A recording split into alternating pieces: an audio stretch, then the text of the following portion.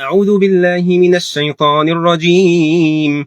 يا أيها الذين آمنوا إذا نودي للصلاة من يوم الجمعة فاسعوا إلى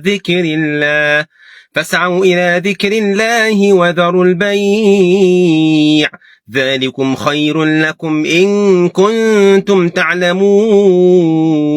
النهاردة يوم الجمعة، مهم جدا ان انت تنزل بدري وتروح تصلي في المسجد. الكلام ده للرجالة، ولو واحدة ست عاوزة تنزل تصلي في المسجد مفيش مشكلة، جوزها ما يمنعهاش ويأذن لها بذلك. ليه؟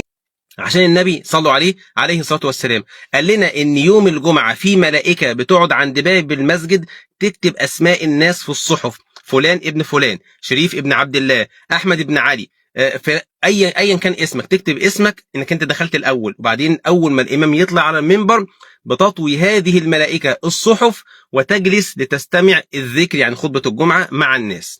فانت ادرك نفسك بسرعة وانزل بدري عشان اسمك يتكتب، لانك انت لو رحت متاخر اسمك مش هيتكتب يا عم الحاج.